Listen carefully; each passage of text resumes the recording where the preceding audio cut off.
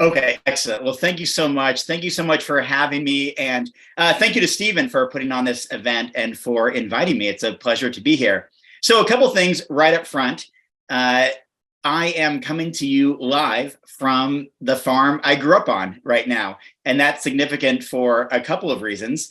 As you just heard, this is where I became vegan 27 years ago.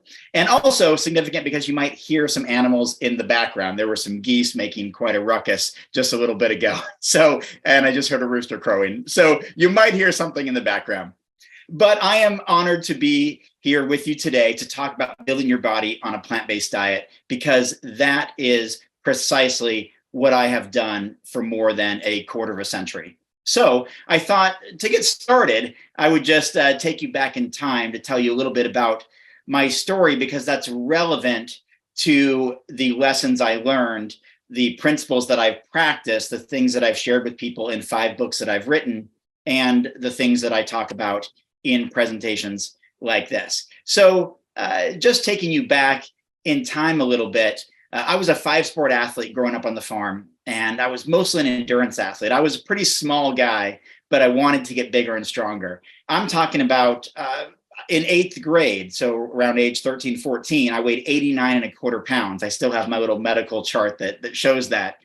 And but I grew up during the 80s and early 90s, and I wanted to be like Captain Planet. I wanted to be like He-Man. I wanted to be like Hulk Hogan. I wanted to get bigger and stronger. And that wasn't really in the cards for me, just the way that I was built. I was a small guy. And then growing up here on the farm, I got to know farm animals as pets, and cows that had first names, and goats that had first names, and chickens that had first names, much like your dog or cat might. And so it was that time when I really got into understanding animals and viewing them as individuals who had the same interests as me, to live a life free of fear, pain, and suffering. I no longer wanted to contribute to animal suffering. But as you know, I weighed barely over 100 pounds and I wanted to be this muscle guy. How am I going to do that without eating animal protein? That was a concern of mine. And so I asked my older sister, who inspired me to go down this vegan path in the first place. I asked my sister Tanya, I said, don't I need meat and milk and eggs to build my body? Milk does a body good. That's what I learned from television. And beef is what's for dinner, and it's what's for dinner here. That's what we're raising. These types of animals for food. And she said, Robert, at the end of the day, your body needs the nutrition that's commonly associated with those things. We need protein, but you don't have to get it from animals. We need calcium, but you don't have to get it from milk. We need all these different vitamins, minerals, nutrients. And she said, guess what? Most of them, if not all of them, come in their original forms from plants. I said, okay. And so I went out and gave it a try. This is in December of 1995. And I was really into sports, and I set out to do this vegan athlete thing. And I embraced it with all the enthusiasm and passion and compassion as possible. And guess what? It didn't work very well. And that's why all these years later, that's why I like to talk about how to really build your body on a plant-based diet, rather than stumbling and tripping and falling and face planting over and over by just making common and often now predictable mistakes. So let me just explain what that means in real world application. So what that meant for me was that I was a 15-year-old kid trying to fuel my body with plants, not having a lot of my own money, not knowing exactly what to eat, knowing what I didn't want to eat anymore, animals and animal byproducts, but not knowing exactly what to eat. So I would start my day with something like maybe a cereal with soy milk, go to school and get some white refined French bread rolls, warm, fluffy, and they tasted great. They were enjoyable.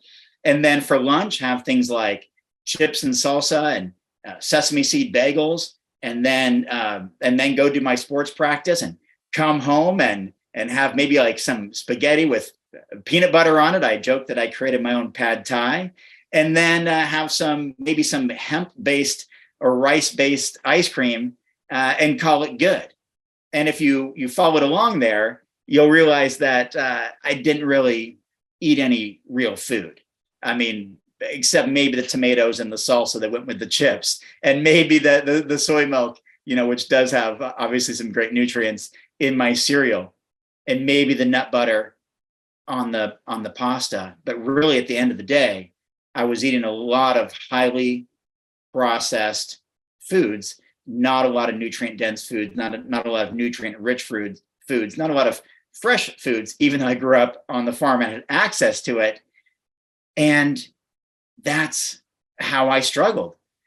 2 weeks into this vegan athlete lifestyle, I was ready to give it up, as many people do, where they say, you know what, this just didn't work for me. This is just not working for me. I don't feel great on it, this kind of stuff.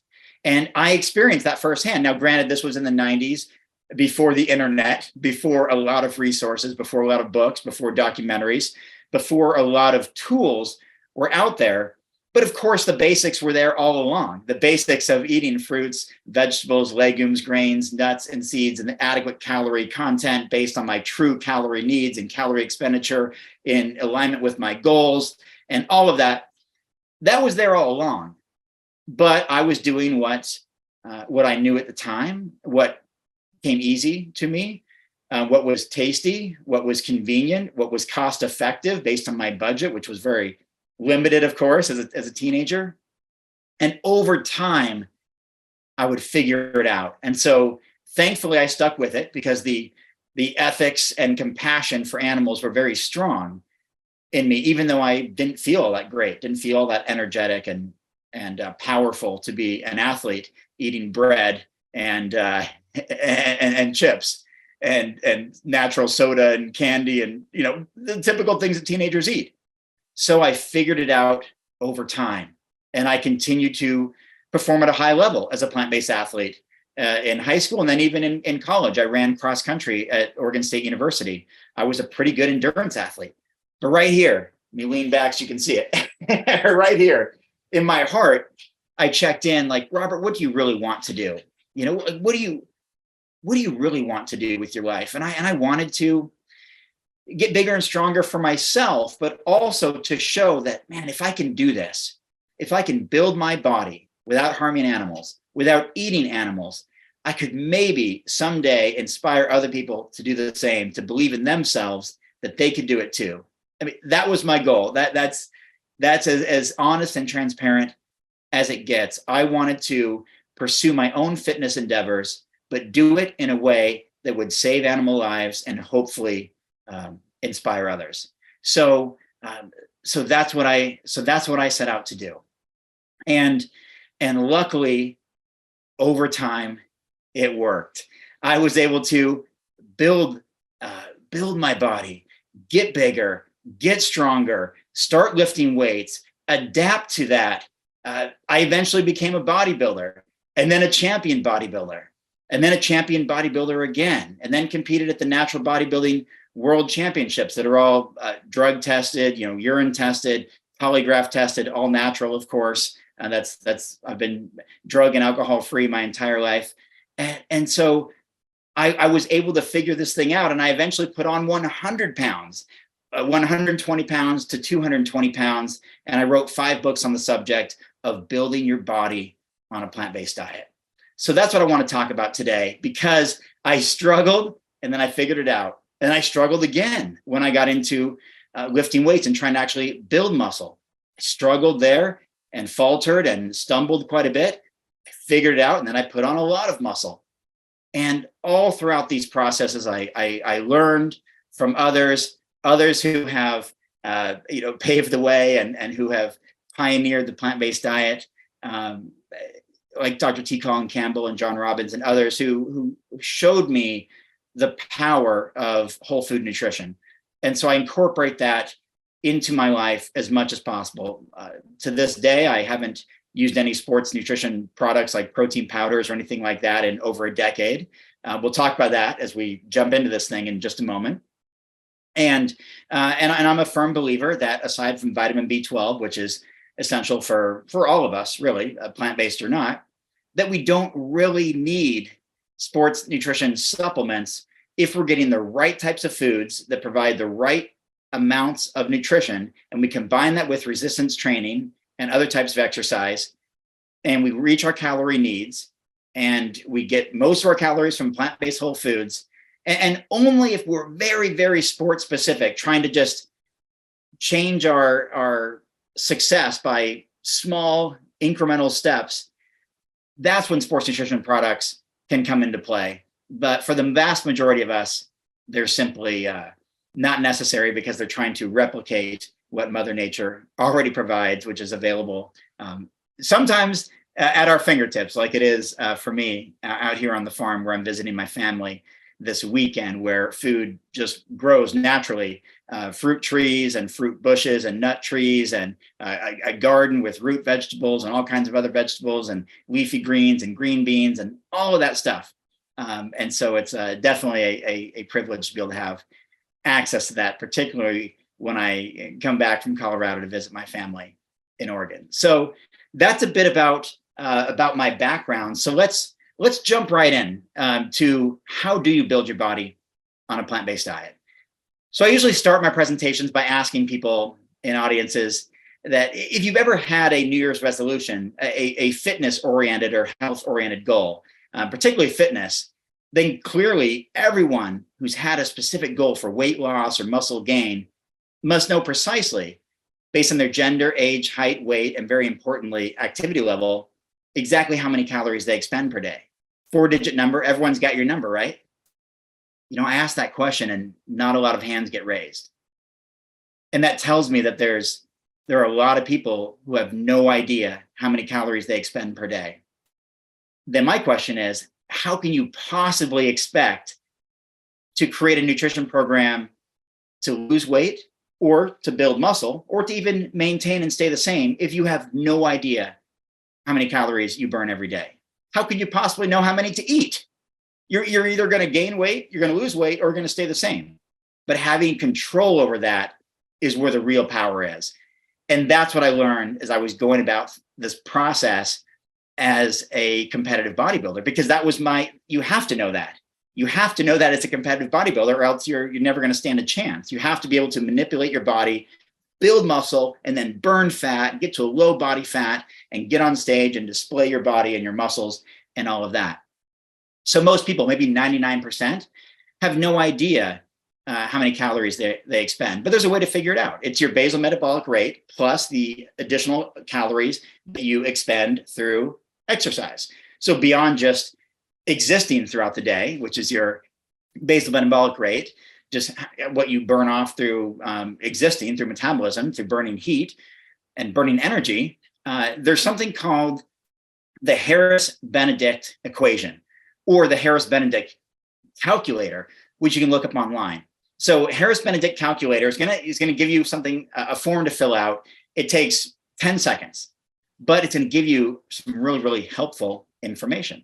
So when you use the Harris-Benedict calculator, it's gonna ask you for your gender, your age, your height, weight, and also very importantly, your activity level. And you need to be honest about this, like how often do you currently really exercise? So don't make up or exaggerate or anything like that. It's what are you really expending through additional exercise on a daily basis? Are you working out 3 to 5 days a week moderately? Is it 5 to 6 days a week really intense exercise? Is it 0 to 1 days a week with 1 day a week with very low impact? Fill that out and be honest, and it's going to give you a number. So for me, when I fill that out, so I'm a male, 43 years old, 6 feet tall, about 205 pounds. I exercise pretty intensely 4 or 5 days a week these days, training for the fun of it, plus dog walks and all this stuff that I do during the day. I expend about 3,100 calories every day. How is that information helpful? Well, for me, it's helpful because if I eat more than that each day, which is easy to do, some people might be surprised how easy it is to consume 3,000 or 4,000 calories a day or more, 5,000 calories a day We do it all the time. We do it, our friends do it, our loved ones do it, our colleagues do it. We often do it without knowing it. So if I eat more than 3,100 calories a day, especially fairly significantly more, if I were to eat 3,500 to 4,000 every single day, have a surplus of 800, 900 calories, or even 500, 700 calories surplus every single day, am I going to lose weight? Probably not. It's not really possible. Am I very likely to gain weight? Yes, that's the very likely outcome. And that's going to be determined whether that's muscle or fat or both based on the nature of the calories that I consume and the type of exercise I am or am not doing. And so that number becomes very, very helpful. So when I bulk up, like I was doing the Rich Roll podcast a couple of years ago when I launched the Plant-Based Athlete, which I'm very fortunate. I went on to become a New York Times bestseller and translated into 8 languages. And it's became a #1 international bestseller. And it's created a lot of really fun and unique opportunities for me and for my co-author, Matt Frazier. For that, getting ready for the Rich Roll podcast, I deliberately wanted to bulk up. I wanted to get really big and strong. And so I did. I went from about 200 pounds to 220 pounds by eating a calorie surplus combined with resistance weight training. And it works over time. And then when it was time to like, okay, Robert, you're 223 pounds right now. You're a little bit too heavy, a little bit too much body fat. Let's change this. I simply adjusted my calorie intake, lowered it, and I increased my exercise expenditure, particularly adding cardiovascular training, or more cardiovascular training than I was before, doing things like riding the stationary bike, going on extra dog walks, doing some jogging, some running, some long walks in the sun, that kind of thing. And I got all the way down to 195 pounds. I dropped 25 pounds in, 8 or 12 weeks by having control through understanding the Harris-Benedict equation and my calorie intake versus expenditure. So that's going to be true for everybody. The only way to gain weight is to eat a surplus calories beyond what you expend. The only way to lose weight is to eat fewer calories than you expend. And so you can manipulate that obviously through food intake, through exercise, or I prefer to do both. When I was a bodybuilder, I always thought, why do we have to restrict so much? If I'm really that hungry, or if I really want to include this extra meal or this extra serving, why can't I just spend a little bit extra time exercising, doing something fun, enjoyable, maybe a team sport activity, or going for an extra dog walk, or going to go shoot baskets at the park or whatever. And then I'm burning off all those extra calories. There's still room to consume them. So that's where we need to start. Most people don't know their calorie expenditure, and most people don't know their calorie intake either. So how the heck do you figure that out? Well, there's a lot of ways to do that. A lot of apps these days, especially things like Chronometer or MyFitnessPal. Those are the two probably most commonly used ones that I know of. There's tons of other individual apps managed by different companies or different programs or different coaching systems and all of that. But you can just use these free programs, Chronometer or MyFitnessPal. And basically what you do is you type up all the food that you consume. And again, be as honest and accurate as possible. And so if you have a bowl of oatmeal with nuts and berries, the system, these apps will know exactly if you put how much size, like how many cups or the serving size, that kind of thing, how many ounces, whatever the case is, it knows all the nutritional intake already, how many calories, how many grams of protein, carbohydrates, fats, vitamins, minerals, all that kind of stuff. So it gives you a tremendous amount of data to work with. Not only is that helpful for you, but if you work with a trainer or a coach or part of a program, or you go visit a registered dietitian or a trainer or someone where you need to present what your real accurate daily food intake is like, present a food journal, so to speak, you already have that. And not only that, you have all the numbers and the full breakdown as well. And so that is how you determine what you're eating every day. And I'm not big on counting calories, and I certainly don't encourage people to do that on a regular basis. I don't think there's any need for that. And we should get accustomed to eating intuitively and having an understanding of serving sizes and calorie density of certain foods and all of that. And to be able to get to a point where we eat within our calorie range without having to think much about it. But I am a big supporter of documenting what you eat for an entire week. It can be incredibly eye-opening. It could be one of the most eye-opening things that you do, because most of us, again, don't really know what we eat. We think we do. We think, oh, I'm plant-based, I eat pretty healthy, I eat a lot of salads, I eat a lot of greens, and that may not be the case at all.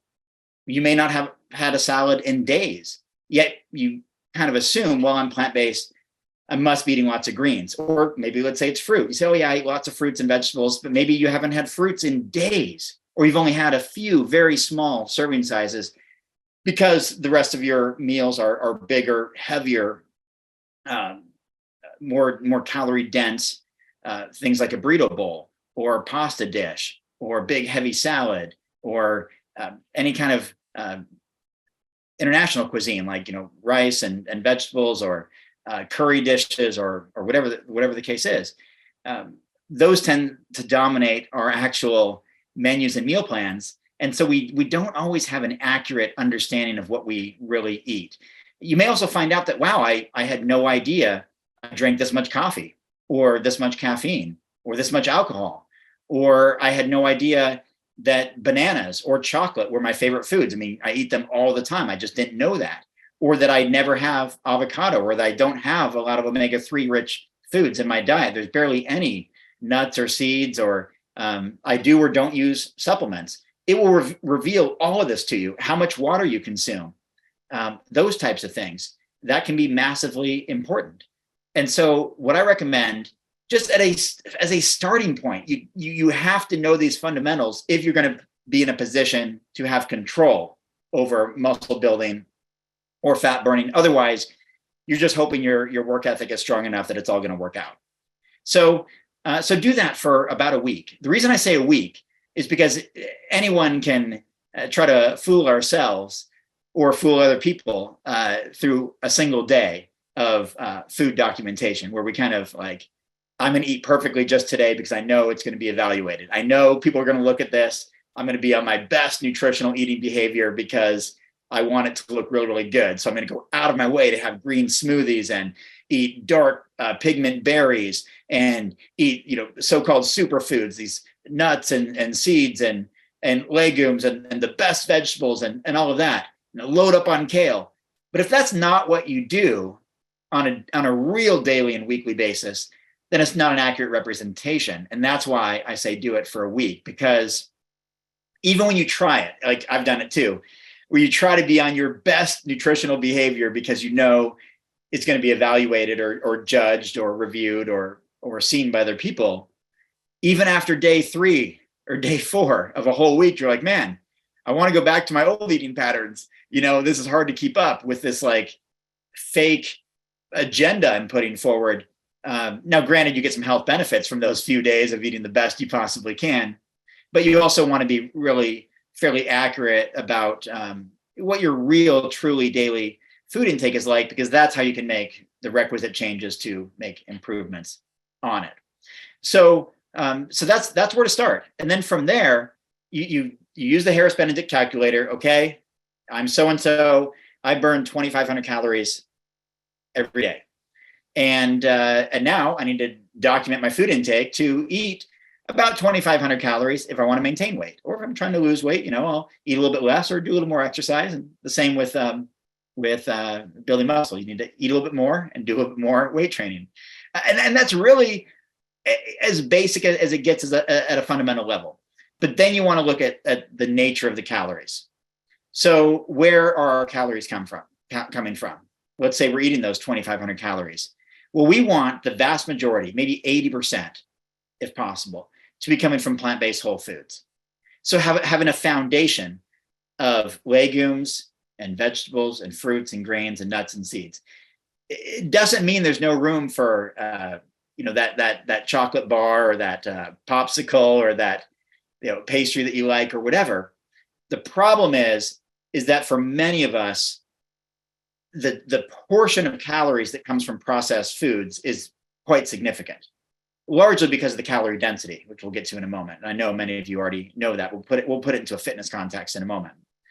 And so you could eat 11 different things during the day, but if 10 of those things are little apricots or small mandarin oranges or grapes or whatever, and the 11th is a Philly cheesesteak sandwich, well, you could say, we have 10 out of the 11 things that I had were fresh fruit, and only one thing that I ate was this processed thing.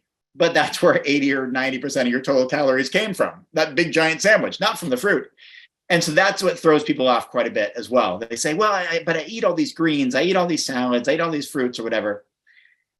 That's great, but there's not a lot of calories in those. And then we have the pizza, the burgers, the sandwiches, and all that stuff, and that's where all the calories come from. So if we can get to a point where we get into a routine where breakfast is something like oats and berries and nuts, or a smoothie bowl, or a smoothie itself, or a bunch of fresh fruit, or maybe potatoes, or sweet potatoes, or different type of root vegetables that are kind of associated with breakfast, like hash browns, potatoes, those types of things. That's a great place to start. And then lunch, something like a burrito bowl, where you have rice and beans and avocado, lettuce, tomato, salsa, mushrooms, peppers, however you want to do that, and mix and match things. And so you have different types of rice, and you maybe have quinoa, you have different types of beans, you have different types of greens that might go in that, from a romaine lettuce to something totally different. You may have different types of peppers or mushrooms to just add something in there, different types of salsas. So you could have this meal of like a burrito bowl daily and have it taste completely different one day to the next, and be super calorie dense and calorie rich and nourishing and satiating and all of that.